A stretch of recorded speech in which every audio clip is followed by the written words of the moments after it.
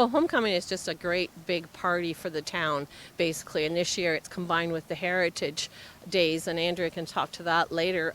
But it's there's dances on the street for the families. There's a parade on Friday night, followed by fireworks. The dance is also on Friday night, and the kids especially really like that. We block off the downtown area. There's two bands this year, and like a lot of people come out and just bring their lawn chairs, and the kids like to dance, and some of the adults get into the dancing.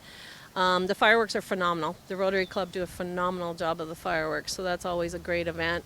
And then on Saturday, the downtown is again blocked off, and that's a chance for the children and the families to go again. And there's Apple Land Train, and is there a balloon artist perhaps? There's all sorts of things for the kids to do anyway.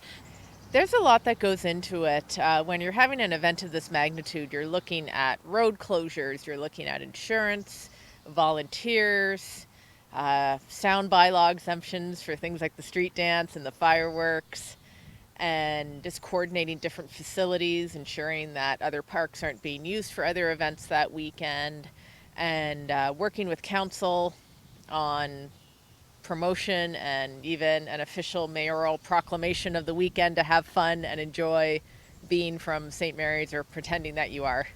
It's a lot of work. It's a lot of work, but it is so much fun. And you make friendships. Like, I can remember over the years, John Odrowski was like number one. He started probably 1978 for sure. He was on that committee, and he chaired every committee after that or was involved with it, except for this past one because he's passed away. But even last time in 2010, he was an advisor to our committee. And it's just been so much fun. I've worked with every mayor at every stage of it and gotten to know them a little bit better. And you just make a lot of good friends. And we do have a lot of fun. It's a lot of work, but it's a lot of fun. The first homecoming happened in 1899, and then it kind of happened sporadically. Of course, then it was called an old boys reunion, so no females could attend, I'm sure. But homecoming in its modern form started in 1978. And then starting in 1990. So there was one held in 1978, then one in 1990, and since 1990, it's been held every 10 years. So of course, 2020 didn't quite play out as we hoped it would be. So it's happening every 12 years this year. Homecoming's being combined with the Heritage Festival this year, which is kind of a street fair weekend here in town. And we usually see about 3,000 people attend that. So I can only imagine by combining the two and having been delayed 2 additional years for people to come home and to really come home with travel restrictions being lifted, we are anticipating thousands. I know my grandkids will probably really love it. And then there's the high school reunion. So that's a chance for anybody that went to the high school at any year to come, and even people who didn't go to the high school, if they want to come up, look at the pictures that are up, see if they can run into some old classmates. At the same time as the high school reunion, there are individual class reunions being held. So various years are having their own reunions in the daytime at different places, sometimes at a person's farm, or it could be at a local restaurant. Or somebody's house, and they get together and do that.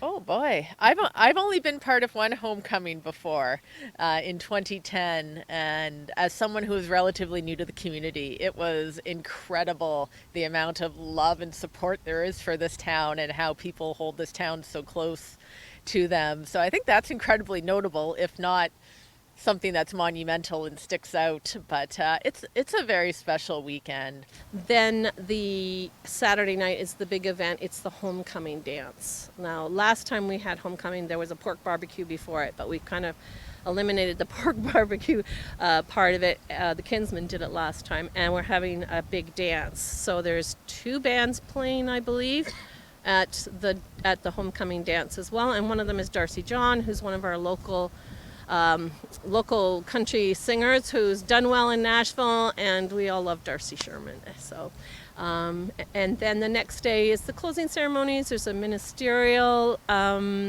service, and not sure what else. The front porch show. That's right, on on Sunday.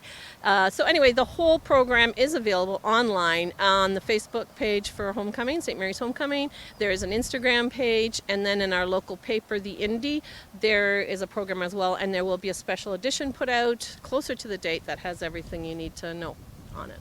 This event is open to anyone. It's funny because most people, when you start talking to them about St. Mary's, they do have some kind of connection. But I've spoken to strangers in airports and, oh yeah, St. Mary's, do you know so and so? And turns out I do. However, all of the events during the weekend, with the exception of possibly the high school reunion, because that is for former DCVI students, it's open to anyone. You will have a great time. The street dance is so cool. The downtown's closed and filled with people and food trucks. Fireworks are incredible. The street festival will be awesome for families. There's bouncy castles and magicians and all kinds of activity booths. And then the closing ceremonies at Cadzo Park are just a great day to recover, so to speak. It's a little more of a quieter day, but the closing ceremonies really do showcase what's great about St. Mary's. So you don't have to be from St. Mary's to enjoy it. If anything, you'll end up moving here afterwards.